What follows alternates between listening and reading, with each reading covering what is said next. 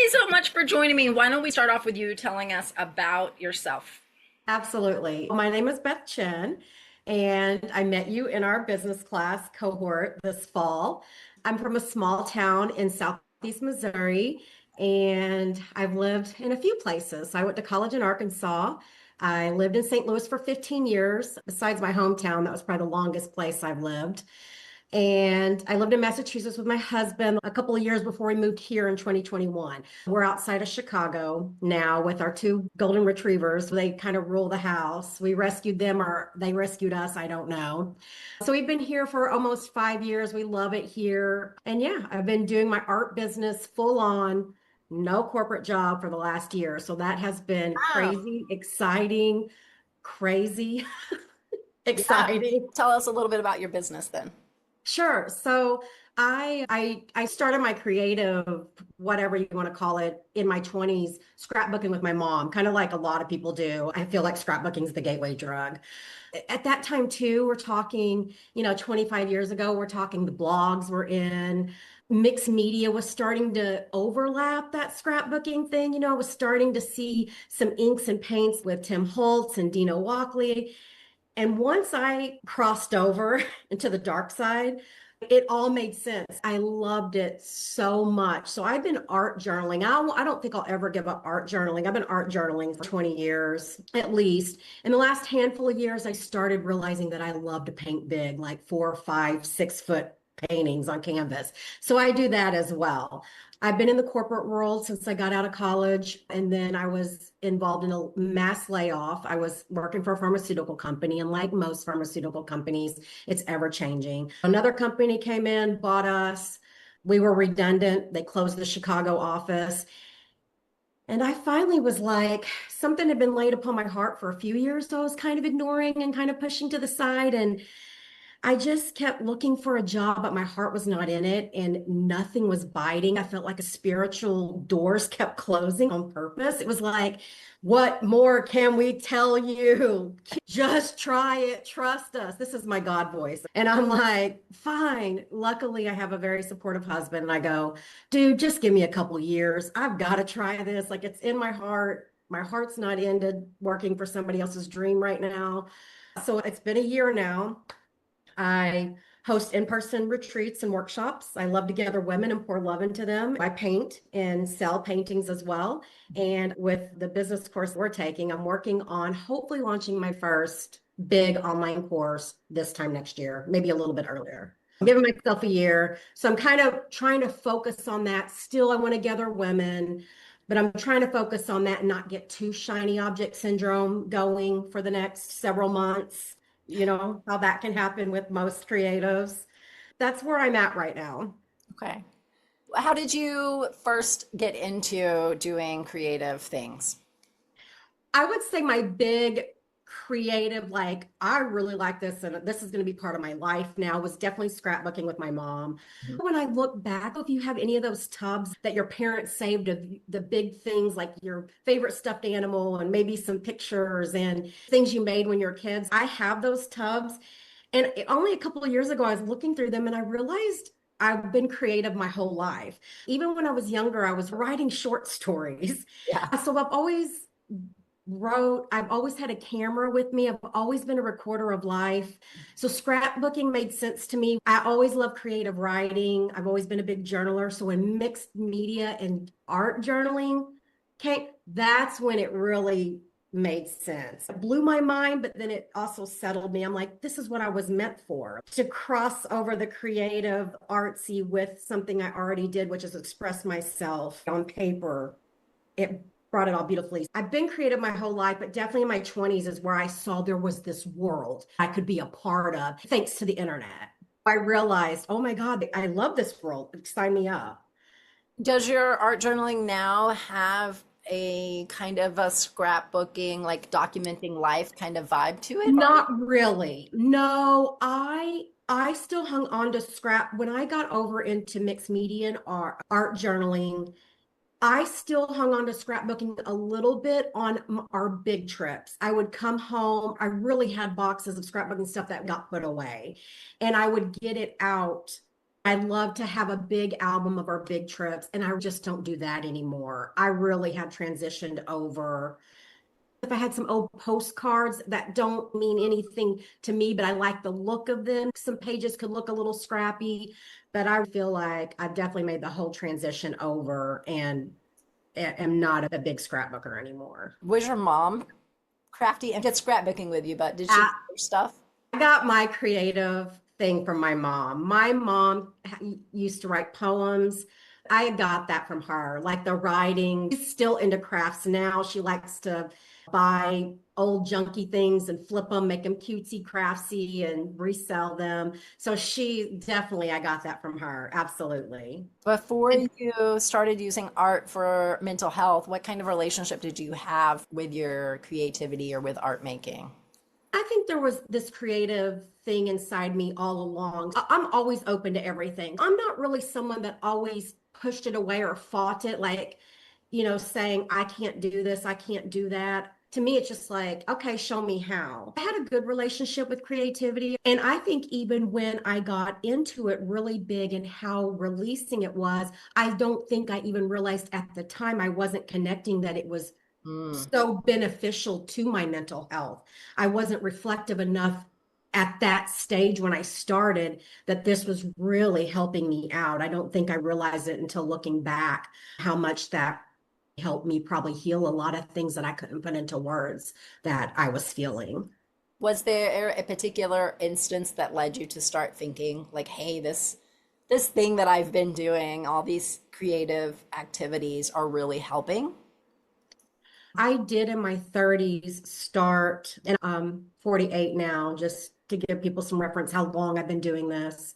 When I started therapy, actual, talk therapy, and you know, a lot of them would suggest to be doing this or suggest, to have you ever tried picking up a paintbrush or doing any kind of art? I was like, oh, I am doing that. And I think that really helped me bridge the gap. First off, it helped me just kind of realize and sit with how I was feeling because I put it out in words.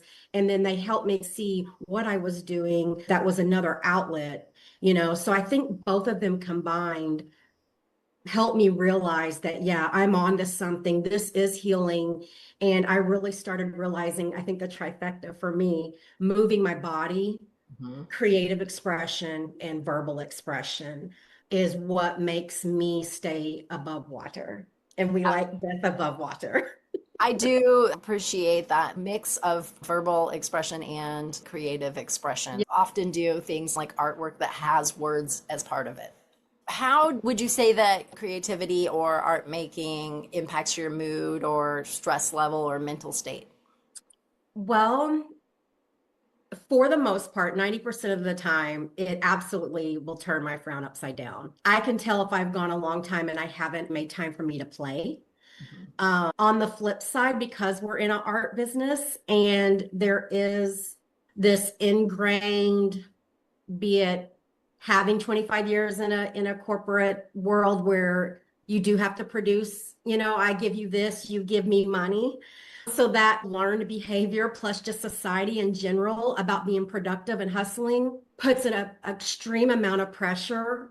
It can, I'm speaking for myself, but I feel like I've heard it from other artists as well, that it can become a lot of pressure on us. I can get very frustrated when I go into my studio with a set expectation already, not realizing I'm doing that, and come out just being frustrated. Even though I can make ugly art on one day, if my mental state, if I'm knowing that and knowing that is play and I'm learning, then it's okay. But if I go in and I don't reset or clear my mental space and clear the energy before I start, this is some stuff I've learned over the year that makes it for a better experience for me. And just the ideas can slowly, like freely flow, that I can sometimes put a little bit too much pressure and a little bit of frustration on myself unnecessarily because, right, as artists, we need to play because from play comes our ideas.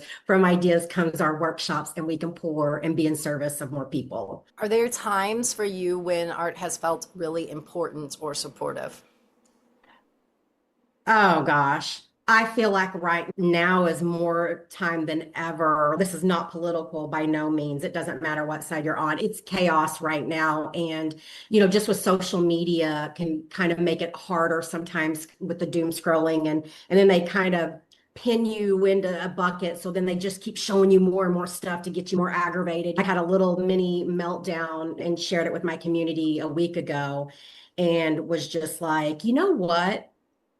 We're needed more now than ever. Our art is, it doesn't even matter what your art, what your genius is, whatever it is, give it to people, be in service of others. That is how we fight anything going on right now. It doesn't matter if it's global, regional, internal, local, just do what you're passionate about. It doesn't matter what it looks like, it's creative. And I feel like it's more important now than ever to do your art, to share your art and passion with other people, because that is the light that's going to light up those dark crevices. Yes. Do you notice any changes in yourself when you're creating? I feel a weight come off of me Hmm. for sure. Some days a weight will come off of me. Some days it'll open up because I feel like I'm a faucet. Like it's coming from outside of me. If I don't do the work to open that up, I'm doing a disservice to myself and to the people that I want to serve. That's my belief. I have no problems with people calling it the universe, a higher power. It's God to me.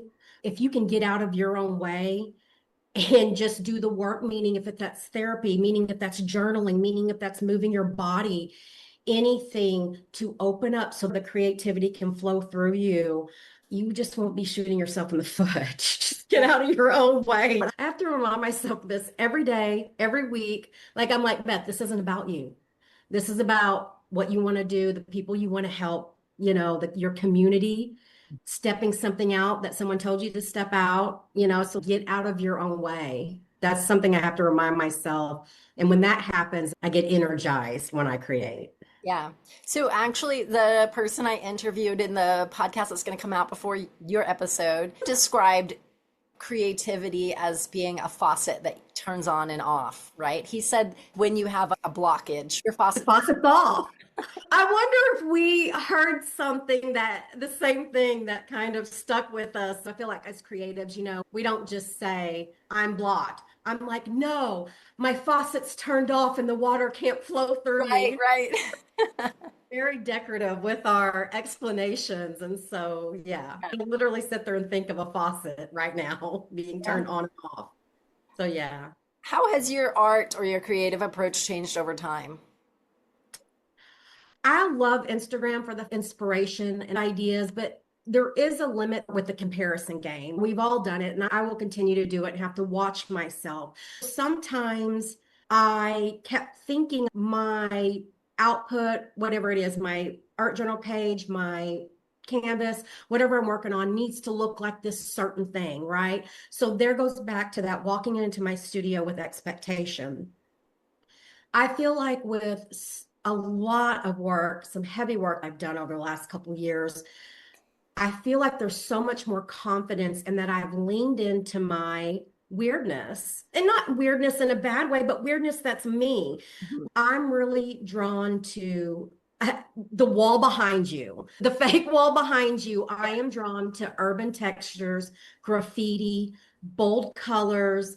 And even though I love other things that people are doing, it doesn't mean that I have to try to emulate that.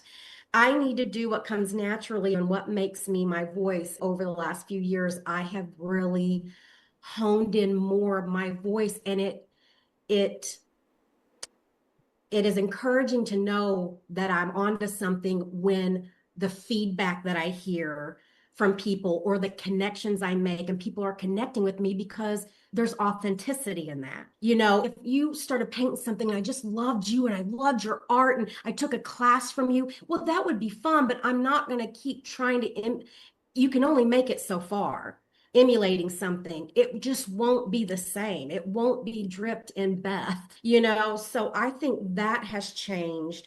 Absolutely. I can't wait for a couple more years where you can just look at it and be like, that's Beth Chien. Yeah. That's her through and through. It's funky, but it's her. I think has probably changed the most. And that comes with some healing and confidence, which is great. What have you noticed over the last year since you have made this more of a business? Has your frequency or the way that you approach art making changed? Well, I heard a little statistic, and I'm going to say it's true. It's 30% creating and 70% all the other crap, the business. And I feel like that's true. This year was my first year figuring out how to run an art business, and no one can tell you. You can get some help with, finding someone, accountability partner, or maybe a mentor, whatever. But your art business is going to look completely different from mine. Even if you and I said we are just going to paint and sell our paintings, our rhythms and business will still look completely different. There is no blueprint, there's no guidebook.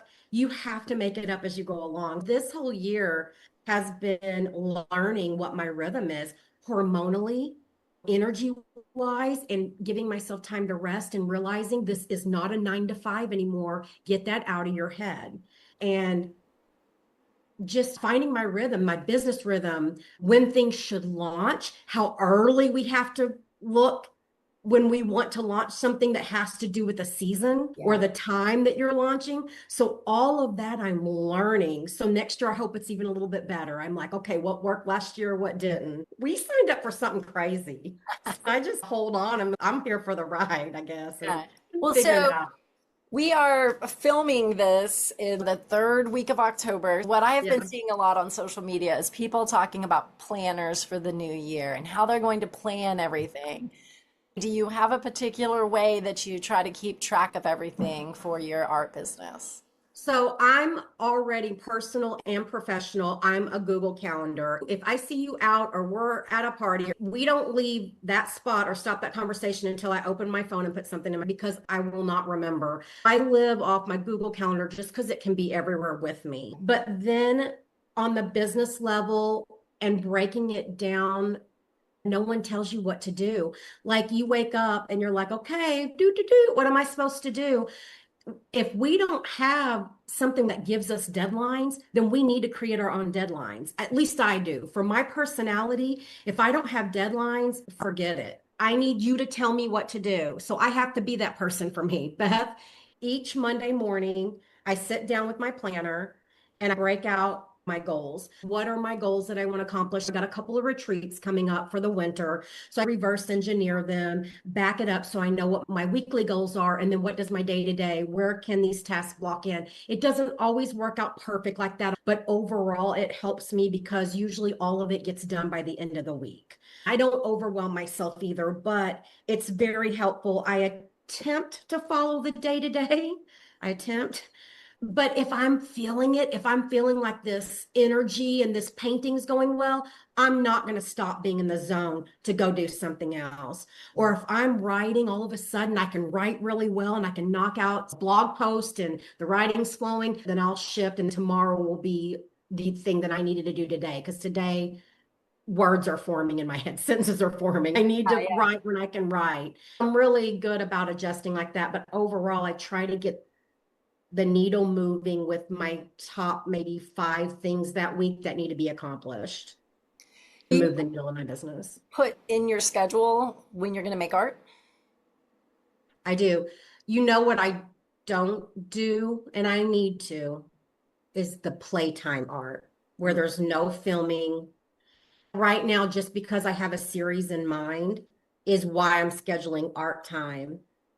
But I should be better about making sure there's playtime, making ugly art time, whatever you want to call it, experiment. Yeah. Have your themes or style changed as your life or your mental health changed over time?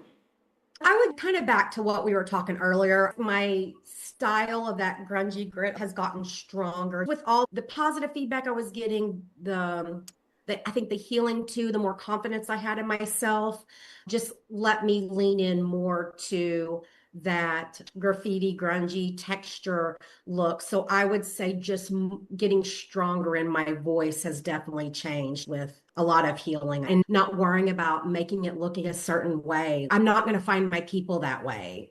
Because they're going to be like, why does her art look completely different? It's confusing my audience too, and it's confusing me because I'm not being authentic. There's a dissonance, because my body wants to make these marks, but I'm thinking of this way that it should look. So I really like that I'm trusting myself more and my style more, for Yeah. sure. Have you had times of creative ruts or challenges you faced? How deep do we want to go on this? We may need another session. There was a big one, and I feel like because of what you are doing and this work that you're doing, which is great, I feel like I should not. I feel like if anything, it'll show people it can happen to anybody, and it doesn't mean you're not an artist. When my husband and I left Massachusetts and moved here in 2021, without going into great detail, because it doesn't even matter, I don't mind to share it. It's just we don't have all day. It was a really dark time. We had moved out there, and the company we went to work for was not as advertised. We uprooted across the country and lived there for a couple of years, and COVID happened. So no one else was hiring. We couldn't really leave. We were stuck. It was, I had also, unfortunately, kind of a boss that was a subtle bully and abuser, and there was really nothing I could do about it.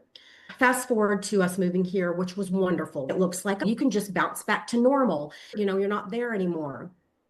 Well, we moved here, and I thought, yes, I'm going to start my art business now. Mind you, I have complex PTSD at this point that I don't realize. We just moved again across country, which is stressful enough. And then I'm going to go ahead and put that pressure on me that I'm going to start a business. Yeah. It came, the weight of that came crushing down so hard. I didn't step foot in my studio for a year.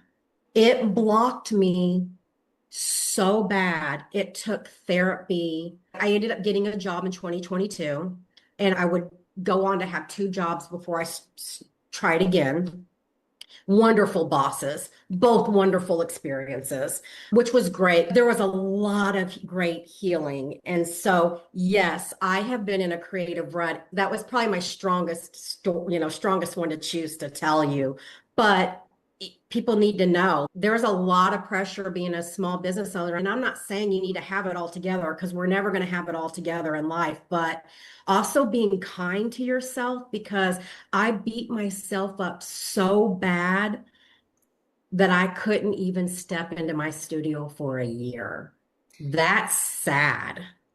Yeah. And That hurts my heart for my previous self. yeah, that beating yourself up, that's super common for people. A lot of times people don't even realize they have PTSD or depression or anxiety, and they just say to themselves, I should be over this already. I should be Yes. able to handle this. And they like beat themselves up, and it's not really a helpful or productive thing. It's not doing a damn thing, but making it worse. Well, I'm glad that you found a therapist to help you deal with that and help you move forward, because otherwise we wouldn't be here chatting today. No, we would not. And I think my poor husband, so when the layoff happened last August, and I'm in a completely different mental state. I've done some good work, and I tell him again, I'm going to do this again.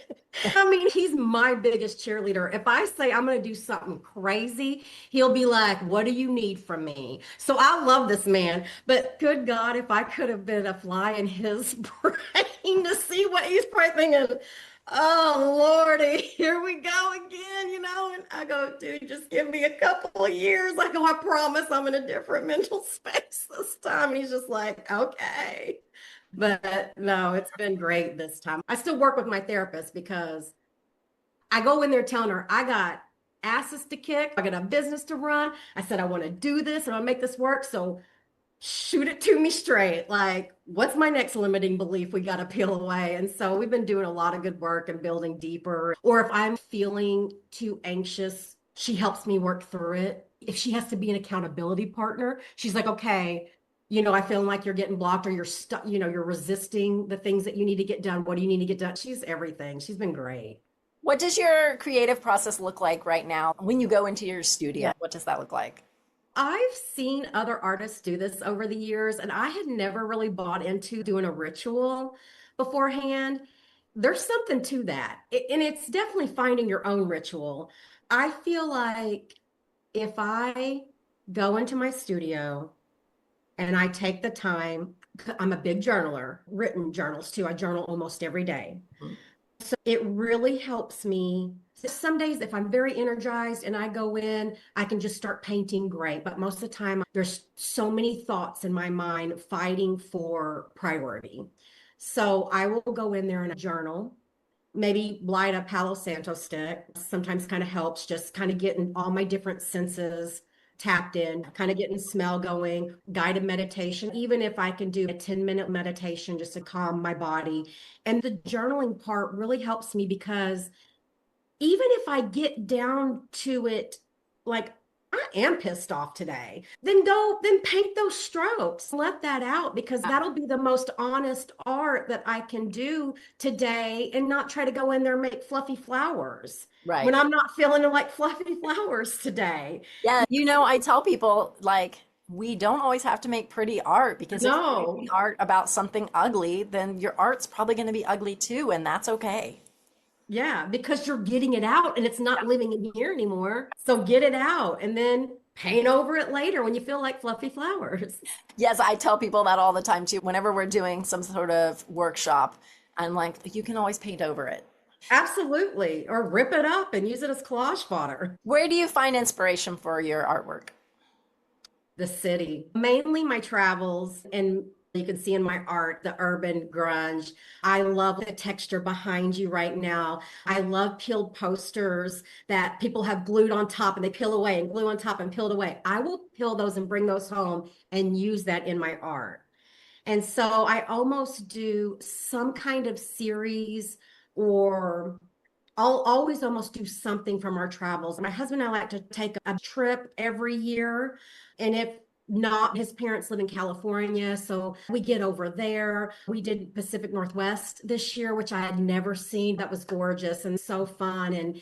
And when we go on these trips, I'm always like, make sure there's an afternoon that we can go on my side quest because I'll literally look up where to find graffiti in Oh, Portland, Seattle. And these places pop up. My husband drives me around and I get out, take pictures and take peeled posters. Then I come home and I print those out, and those are inspiration for my art. awesome. What has Yeah. been the place that you've gone to that has been the most memorable as far as inspiring art? I mean, it's not cheesy. It's obvious when the Louvre in Paris, I was blown away. That was my first time being overseas too. The oldness Yeah. of Europe was like, we are such babies over here. I know you're not supposed to touch the statues. I shouldn't say this, but I had to touch a corner just because Michelangelo, like literally sculpted this Yeah. how many ever hundreds of years ago, and I'm going to stand here in front of something. So that to me blew my mind. That was my first awesome different culture over the big pond moment that stands out. But then more recently, we were in Greece last year. There's a lot of grit and a fun color in Athens and bright colored doors. So Yeah. you've got all that texture that I love. So I really found a lot of inspiration in Greece too. Do you art journal when you are traveling? I do not.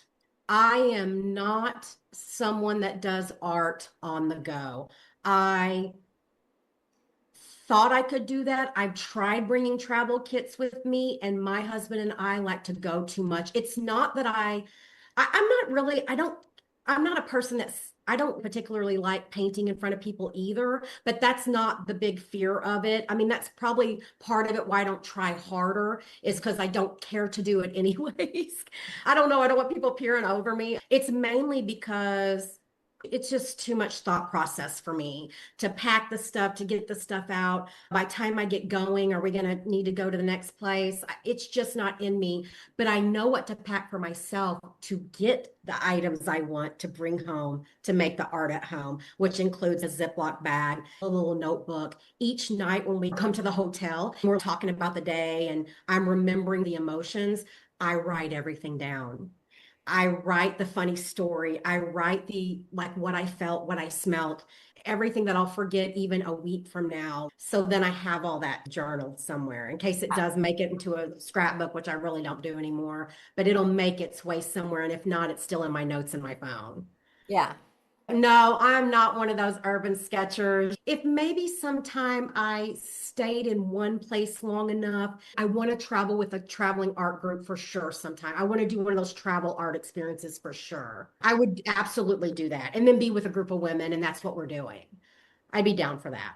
Yeah, it's a big difference between like a regular trip when you're on the go all the time, when you are doing an art workshop. And the idea is you are like you've come to the location, you will be there for 3 hours while you do some art, right? Your ability to Yeah. stop and create. Yeah, my husband and I like to be on the go. We're trying to see so many things. The way I collect art, which was being very present. Anything you're doing creative is being present. I do it in a different way, looking for art in unexpected ways and looking down these, off beaten paths down this alley to see if I can find some hidden art. In my mind, I'm doing it in a different way, recording more and then coming home and making the art. Yeah.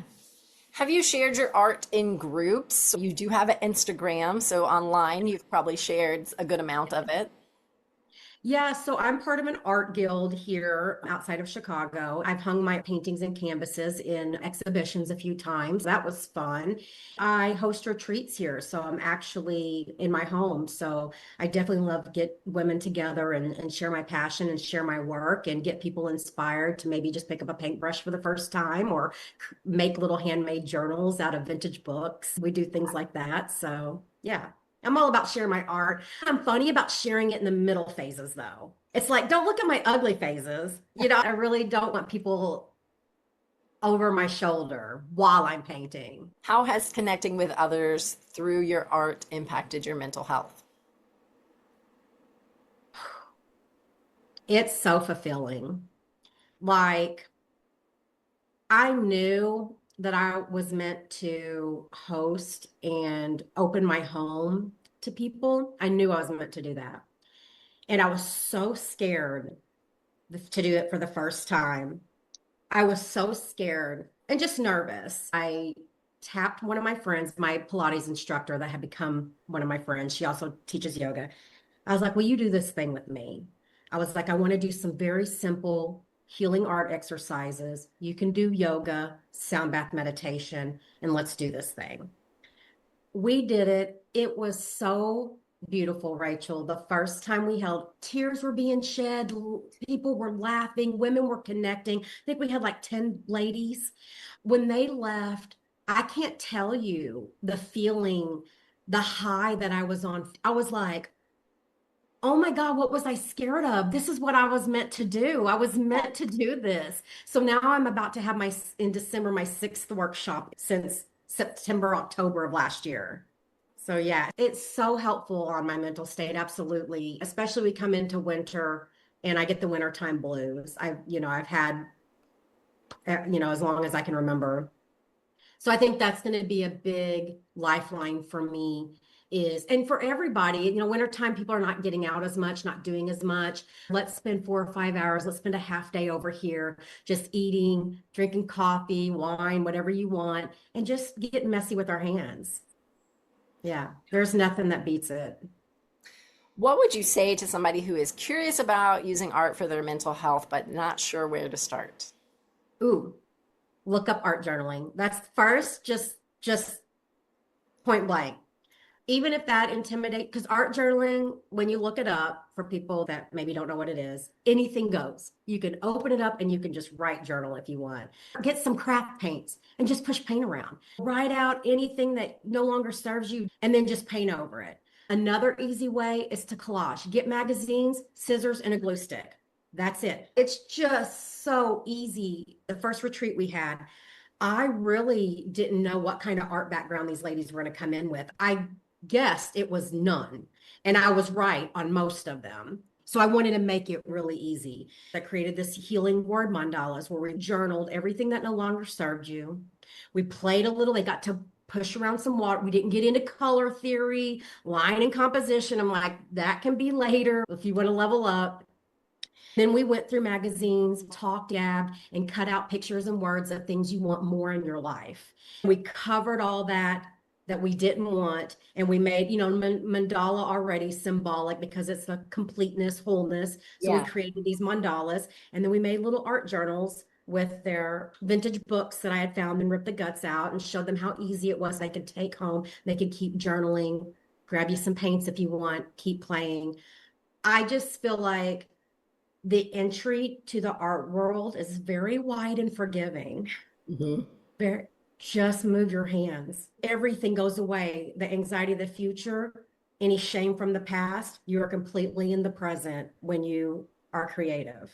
I love that about art journaling too, that there are really no rules, that everything counts. And you don't have to show anybody. Close the book. Right. Who cares? And then if you are proud of it, good. Share it. Encourage somebody else to pick it up. Yeah. Do you know of any misconceptions that people tend to have about art and mental health? Misconceptions. I think the only thing that comes to mind is maybe not realizing the positive impact that it had. I think there's too many people out there, and I feel like as a society, we're getting better about vocalizing mental health, which is wonderful, and that you shouldn't be scared to talk about it. You shouldn't be scared to ask for help. You shouldn't be scared to talk about therapy and things like that. But I do believe we still have, a lot of people out there that feel like you just need to hold it in, or like, I should be over this now, or if I would just do this, I'd feel better. And it's just all about expression. If you can get it out verbally, or if it's so horrible you can't even put it into words, I promise you it can come out in colors and brushstrokes and pushing paint around. It will lighten your load. It absolutely will. Yeah. I was talking with somebody this morning about making black lines on paper. That would be super simple, black paint and a paintbrush on a piece of paper. But taking different shapes and types of lines to represent different feelings or experiences or like even like symptoms, right? If you have, Yeah. like, for instance, like a chronic health condition and you have these different symptoms, how do they show up? If we did something with a bunch of circles all next to each other, it's very different than a line that's just wavy, a Mhm. bunch of triangle shapes, right? And then you putting that thought into like this shape represents this thing gives Yes. more meaning than if you just played around. And I've seen something similar to that with colors, just assigning a color to an emotion. It's almost like the kind of art that you can do with kids. I mean, that is all we're doing is tapping into our inner child. To play is to tell your inner child that was quieted with all those voices as we got older or shamed or whatever it was, that you're okay now to come out and play and to encourage it. There's a lot of healing that happens in that. So if you need to assign colors to emotions, if you can't put it into words or shapes, I like that a lot. That's a place to start. What's something that you wish you had known like 10 years ago? It's always that shoulda, coulda, woulda. And I really try not to play that game because then I wouldn't be here. We have to go through it the hard way. I do wish I would have known, which I'm really learning a lot this year, that it's just get started. If you have a dream, an idea, anything, you're not going to perfect it on paper. Do not get stuck with just leaving it as cloud dreams in your mind. Do not get stuck in the planning because it's never going to be perfect even as you start walking it out. Just keep making it better as you go. It's not going to ever be perfect. So Right. just keep making it better as you go. I think that was the biggest thing. I'm a big person of getting stuck in the planning, in the fun planning part, and then never getting it off the page because it's not ready, or I don't have this, or I'm worried about my technology. So it's always going to be something. You're doing a disservice to yourself and to the people you want to serve. Yeah. Just started. I think that's my biggest lesson that I've learned. I would be talking to you 10 years ago if I would have been listening, if I would have been doing that. What role do you hope art will play for you, say, in 5 or 10 years? I hope art is my job. I hope that I keep growing this and leveling up. I would love to take one of those classes abroad. I hope in 5 years I'm teaching classes abroad. That is one of my biggest goals that I'm working towards. So there's quite a few fun little dreams that I have in my head that I'm working towards, which is wonderful because in the corporate world, my brain never worked that way. And now I know why, because I wasn't excited about it. People would ask, where do you see yourself in 5 to 10 years? I never had an answer, Rachel. Not one time in my 48 years did I have an answer for that. I never understood the people that did. I was like, what in the heck is wrong with me? And now you're asking me this, and I can tell you 5 things that I'm shooting for in the next 5 to 10 years. I want to work towards those, but I'm trying not to hold them so tightly because I don't want to leave myself closed off to what could come in unexpected ways. I may want that, but I'm not going to sit there and say it has to be done this way in this place, because then you close yourself off to where God may be trying. Like, here, I'm handing it to you over here. Keep yourself open and quit holding on so tightly to something when the universe could blow my mind and it could be even more. So I try to stay really open, like manifesting, meditation. I'm trying to keep a very strong abundance in and out. I want to pour abundance out. Other than that, my next year, I have pretty solid goals. I want to launch my first online course. And in the meantime, I want to launch a small course in the spring. By the end of this year, I hope to have a couple little mini workshops that all have this theme that everybody can get excited about, that'll lead them to the bigger course next year. So other than that, hopefully next year, some steps will show themselves where to get to the next level. Yeah, so I'm hoping maybe I'll be seeing you in Spain in a few years. I hope along the way I make some great collaborations. Like, I want to work with some people and make some great things. And I hope I can get more people into art. I love the idea of having people come and visit and do art workshops. I never lived in a place before that people would want to come to. So I'm very excited about Barcelona as like, people want to come visit Barcelona. There's so much to see art-wise. One of the reasons I love it. I'm hoping that in the future I can be that liaison for artists who want to teach and help with all that. Yeah, that's so awesome. Are you going to be there for a long? So, what I have been saying is I'll be there until I change my mind. Good for you, girl. That's how I roll. I mean, I'm not thinking that I'm going to leave anytime soon, but just knowing myself every, 5 to You start feeling 8 years, frisky. I start wanting something different. So we'll Yeah. see. Yeah. Good for you. So, what is one artist, topic, or theme right now that's really inspiring to you? I got turned on by a new artist this year that I saw her installation at the Contemporary Art Museum in Chicago. Her name is Sarah Z, and the last name is spelled SZE. I don't even know how to explain her art, but when I walked upon this, there were things hanging from the ceiling, there were things coming out of the wall, there were things coming off the floor, and I stood way back and looked at it as a whole and was like, I can't even wrap my brain around this. This is so amazing. And then when I was leaning in, it was like pieces of paper. I'm like, there's one. I was like, is that a cheetah?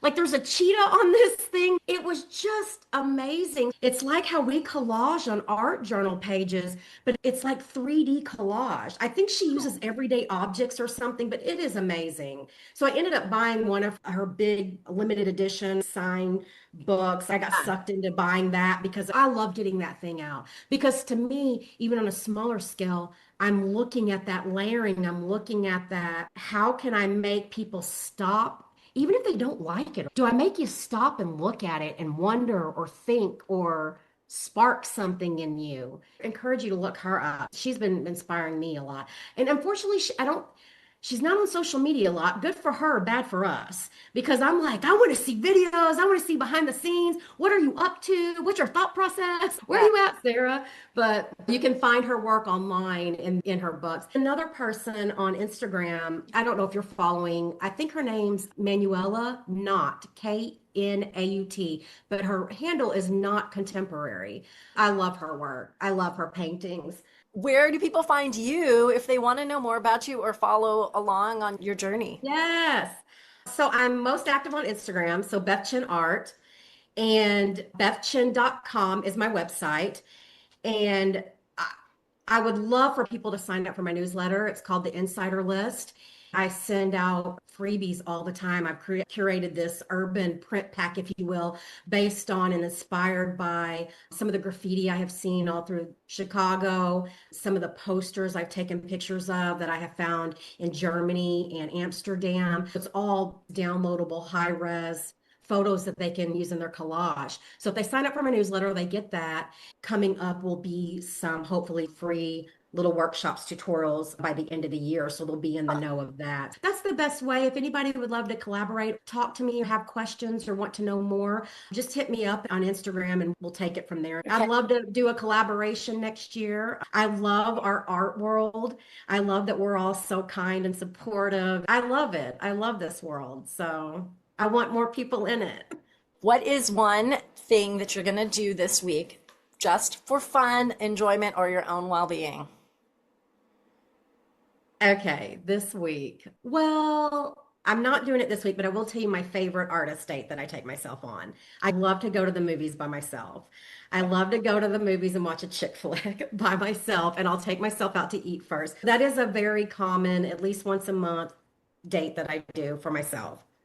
This Saturday, I think this is self-care because it's fun. We have a fundraiser at a local museum, and I've got some of my art that I've donated. So that's going to be fun because we get dressed up and I get to go gamble, even though I don't like gambling because it's all for a good cause. And we Yeah. get to, so that's going to be fun. But I do try to get some self-care and fun stuff in at least a couple times a month where it's not about production, things like that, the end result. Like, what would your inner child want to do today? Is it Yes. dance? Is it go bounce on a trampoline? Go buy some stickers? I am a big proponent of the artist date for sure. Yeah. Is there anything that we haven't gone over that you would like You to? have some really good questions. Anything else you want to tell people or last thoughts? I just really encourage the people out there that say, I can't draw a stick figure. Neither can I. You'll never know until you try. Who cares if you try 50 things next year? Who cares if you pick up a guitar and it lasts 1 month? Who who cares? Like, because once something will light your fire, something will creatively light your fire, and you'll become obsessed, and you'll have a light in you that no one can dim. And Yes. that's my TED Talk for today. I just So find something. it reminds me of this woman that I know, and she did this project the year, I believe it was the year she was turning 60. And she said that she was going to do 60 things that she's never done before that year, before she turned 60. She had such a great time doing all of these new adventures and documenting them on social media. She has been doing it since then. Each year she does like 60 Wow. things. You have to Yeah. share her profile. That's amazing. So you're right. Do things you think you can't do or haven't tried because you never know which thing is going to be the one that sticks and makes you feel great. Yeah. Every couple of years, I tell Harrison that we have to do something a little wild. And he always is game. For our 40th and 50th, which was 8 years ago, we did jump out of an airplane and went skydiving. Wow. And a couple of years ago, we swam in the Mediterranean, swam under the island of Capri, which was scary. I got stung to death. I mean, like, jellyfish, but it Ooh. was so worth it. I would jump in and do it again, but my arms looked horrible. And then my next thing is I told him I want to swim with sharks. He's a little apprehensive. He's like, in a cage? Like, what is this going to look like? He's like, I really don't want to go out like that, Beth. I'm like, come on, dude, we got to do something that's just, I don't know. So we're going to cook something up for maybe for our 50th. And he's 10 years older than me. My 50th is coming up in 2027. His 60th is coming. We're going to go somewhere big. So I have to find something a little crazy to do Yeah, to sign yeah. us up for its adventure. We're definitely adventurers for sure. Cool. So I don't know if it's going to be 60 death defying things. That would Maybe be a lot. they could be a little bit on the light side. I'm not trying to taunt death. Thank you so much for this. I You appreciate it. thank you so much for coming.